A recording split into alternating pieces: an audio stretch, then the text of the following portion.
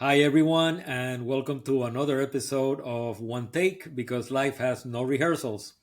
Today, I am thrilled to bring somebody that not only do I admire professionally, he was actually one of my business generators when I had a photo business.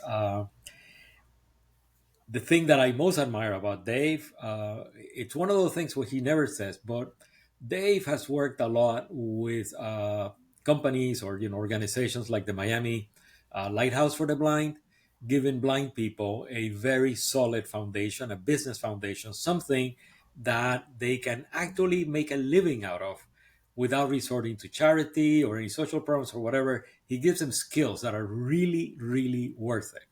So, without further ado, Dave, welcome. Thank you very much for joining us. It's a real pleasure. Marcelo, always a pleasure chatting with you, and look forward to the next few minutes chatting and sharing with the folks a little about me and what I do, and a little bit about you too.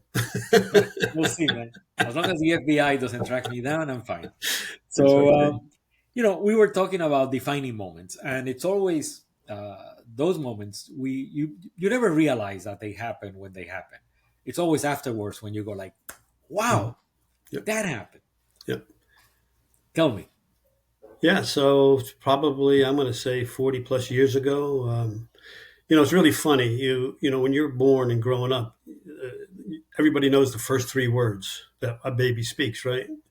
It's yes. I know it's mom, dad, and no. Don't go up the steps. Don't go down the driveway. Don't go on the street. So we've had the word no embedded in our brains forever. And about 40 years ago, I've kind of made a decision. I'm going to eliminate the word no and every derivative of no out of my vocabulary. No, don't, won't, can't. And as a result, um, any opportunity that came across my desk or person I met, they said, would you, could you? And since I eliminated no out of my vocabulary, it took me to places that I have never experienced in my entire life because it forces you to go down a road that you've never been down before, you know. And so I've learned a lot. I've had a tremendous amount of opportunities come my way as a result of that. And so that's been a defining moment. And I live it to this day. And when I talk to people, especially in the training world, whether they're work for sighted organizations or nonprofits, as you mentioned, I tell people, and they're the visually impaired or blind, they don't take no for an answer. They figure they're better than anybody else with sight. And I've proven that to a number of my clients to hire visually impaired and blind. So, I'm very open to every opportunity. I'll find a way to make it happen. Yeah. So speaking about that, I mean, like because of our age, right? So we look at many roads, but most of the time by now we figure, well, that road leads there, the other road leads over there. We sort of expect changes in my own business. For example, we went from broadcast television to cable. You sort of expect cable to really grow because you see it. But at the same time, there's many things along the way that in looking at them, you say like, damn, I would have never in a zillion years expected that to happen. And we've had all of that in the podcast.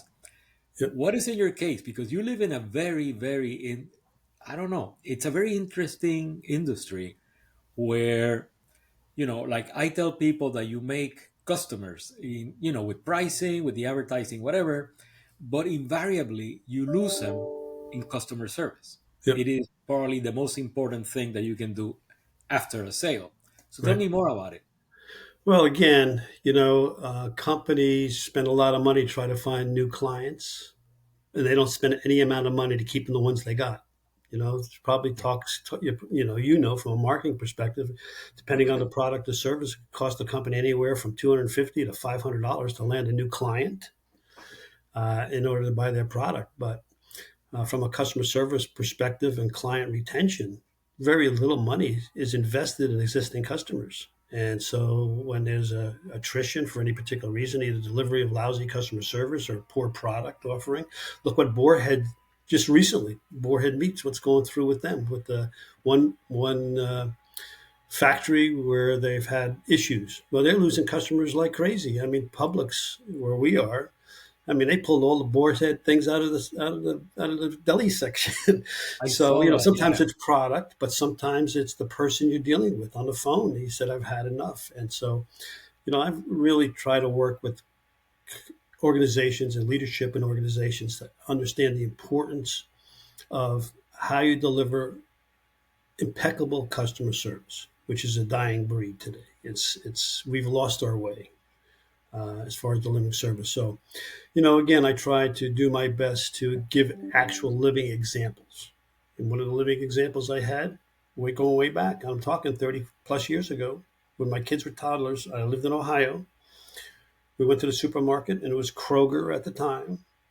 And the cashier had no smile on her face. I'm a very bashful kind of guy, Marcelo, as you know. And no hello. And I got my wife and the two kids, which I really go shopping with. But I did this time, and she's throwing the stuff down the aisle. And my potato chips are getting crushed, and the pits are coming out of the tomatoes, and the whole 9 yards. And she said, 100 and something odd dollars. I said, thank you very much, and we're leaving. My wife was turned red, 100 shades of red. What are you doing? We're leaving. All the food is like damaged. I'm not paying for it. That was the last time I stepped into Kroger's for Oh wow, 35 years.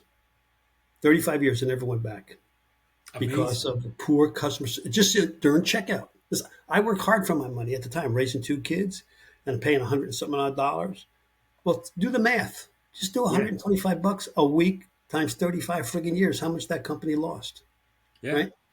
So I don't care what your job is, whether you're a bagger, whether you're a clerk, whether you're a customer service rep, whether you're a salesperson, whatever, you're a technician, whatever field you're in, is you got to deliver your best for the person that you're dealing with face to face. So tell me also about AI, because if somebody has been hit by AI, it's been the customer service industry. I'm talking about now the two sides of the coin, right? Because I suffer it, like almost all of us, right? You go into a bot, the bot doesn't know anything, or you call a number and then it's a bot and the bot doesn't know anything, or you got somebody who's untrained. But I also designed two different bots using AI, one for a bank and one for an autism, clinic. Right. So, I've seen both, and it's kind of worrisome. Me as a consumer, I don't react really well to them. They don't know anything, and you waste a lot of time. Tell me your vision about it. Well, my vision is I have some great concerns about it. I mean, AI is the thing of the future. Uh, it could be good or bad. From the younger generation, not doing the hard research, just asking questions. Are they getting the right answers? Because AI, artificial intelligence, the bots as you put them, learn from previous experiences or research or things that a developer told it to do. When you call into a call center or a customer service center, first thing you're facing is this automated systems are trying to figure out, give you all the answers so that they don't have to pass it to a human being. Well, if eventually it gets to a human being and the human being is giving you an answer, AI is listening to that answer because that's Mhm. how it learns. So if they're Right, giving you bad data, guess what? AI is coming up with the wrong friggin' answers. And so my concern is who's watching it? What's the quality assurance perspective that the automated system is in fact giving you the right information? And how user friendly is it? I mean, I've been involved in calls, and I have trick ways since I've been in this business for longer than call centers were called call centers.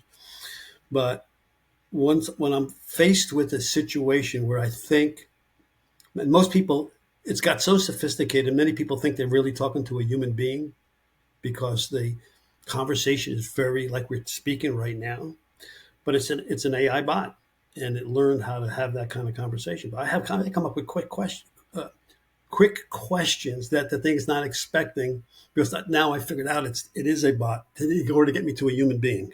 Share them so our people, people listening to the podcast can learn.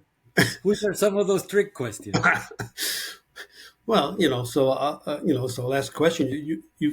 Sorry about that. I don't know what happened. You still there? Yeah, yeah, I'm still here. Okay.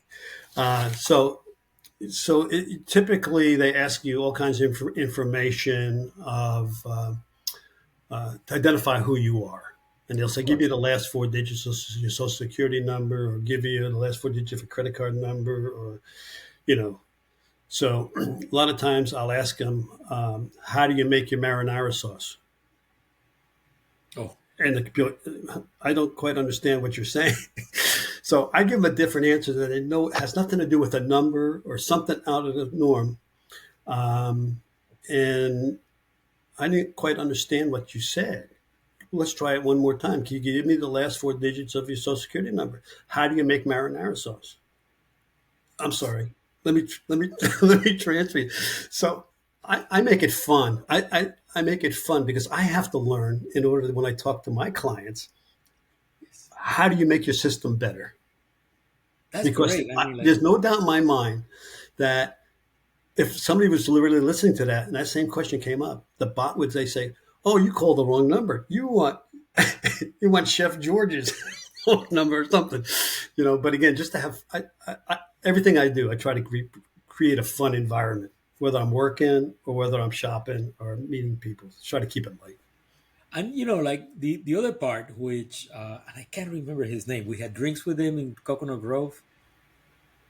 Um, what was his name? I can't remember his name. The guy Who's what? who handled my calling, Oh, Chris. Chris. That's Yeah, right, Chris. I'm yeah, really bad with names. So Chris, for example, is in my mind, it is of course is the one I know, right? He's one of your success stories. I mean, he's yeah, super professional, well yeah, trained, nice guy, yeah. fun to be with.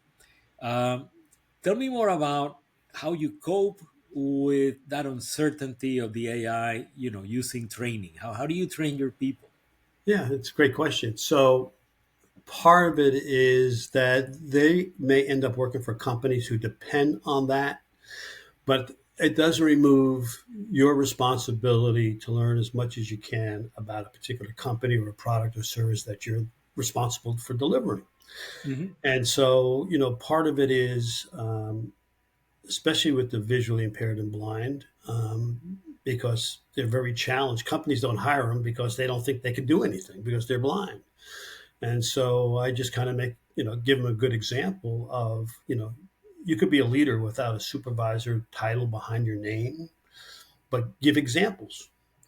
My one gentleman who you mentioned, Chris, he's been with me now, just celebrated 10 years Oh wow, cool. with Say me. hello to him, by the way, I for me. will. Well, he's down in your neck of the woods now. He recently got married last week to one of my original reps who used to work at Miami Lighthouse for the blind. Oh wow. She is totally blind. He's illegally blind, and they just got married last Friday. And they're moving. He's down in Miami looking for a place in Fort Lauderdale to live now. So, again, to go back to your question, how do you train people? It's all about honesty. Don't try to flub it. Just if you don't know the answer, look it up. Look it up yourself, because when you look it up yourself, you're going to be that much more knowledgeable, and you won't forget it because of all the hard work you put in getting the right answer. So Right. again, part of this thing is you got to take it to the next degree. No, great. Well, and then one question, of course, and I am planning to, by the way, take all of these answers and make like a couple of posts because Okay. so some of them are amazing, all of them are useful, but this one specifically. Let's say you're talking to a CEO, a CMO, they're looking at candidates. Sorry about that. We got somebody at the front door. Hey, Yeah, hey, yeah, don't hey, worry. I Well, apologize. no, She's don't worry. I got the same. I used to have the same kind of alarm, and then sadly he passed away. So you're sitting with a CEO, a CMO. They're considering different candidates. What do you say about candidates who are like, I don't know, 55 plus? What would you tell a CEO or a CMO? This is the reason to hire somebody who's 50 plus or 55 plus. Yeah, I think the part of the thing is do they have heart? You could. You, I am so sorry. I am so sorry, Don't Marcelo. worry. Don't worry. Well, it's going to ruin your podcast tonight. I No, apologize for everybody out there. this is one take, no rehearsal. Um, yeah, going back to you got to Yeah, identify the person. I could teach them anything, but do they have the heart? So whether you're looking at somebody who's 22 or somebody who's 44, or somebody who's looking at 66, is when you're talking to them. Ask them questions they would never expect in an interview. And do they have a smile on their face? Do they have a happy mindset? Are they which way they going? And I look at it as, do they have heart? Do they have a true belief in themselves? And I determine that by the questions that I ask of them, because they're typical questions that you don't get in an interview, such as, what did you do last Sunday? Or what did you, depending if they tell me, they were whatever. So how good a golfer are you? I have no idea if they even play golf. right. But I allow them to open up. So they go down roads. We talked about roads. I force them to go down roads that they'd never expected. So they got to tell me this guy's looking for, what do I do in my free time? Yeah. But, just kind of throw a little different kind of curveballs at them, Marcelo, to try to see their inner selves, see what their inner selves are. And we kind of go from there. No, great. So I really appreciate it. To everybody listening to the podcast, we need to get ready for a storm, Milton, which is barreling our ways. You're in Orlando. It's gonna hit you Yep. more than me. I'm in Miami, but we still need to get ready. So thank you very much, Dave, for taking your time today and for giving us your time in a very, very busy start of the week for Miami people. I really appreciate it. Oh, you're quite welcome, Marcelo. And again, sorry for the alarms going off. Okay, I'm so used to that. And now we're having two more because my daughter is coming from Orlando, Okay. coming from Tampa with two other All daughters. right. Thank you very much, Dave. Have a All right. great day. Stay safe. Thank you, sir. You too. Bye bye. Bye bye.